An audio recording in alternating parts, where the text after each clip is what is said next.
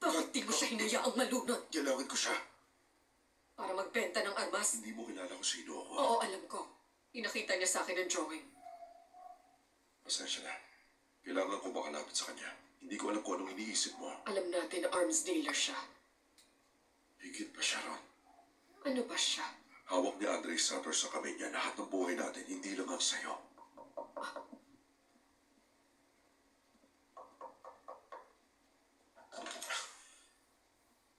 Gusto ko makita ni Mr. Sutter.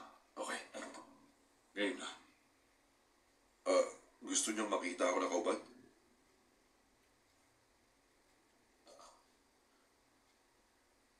Tiwala lang. Hindi na. Hindi mo na ako maluloko. May mas maganda ka bang paraan? Kahit ano para makuha ko ang gusto ko. Wala ka.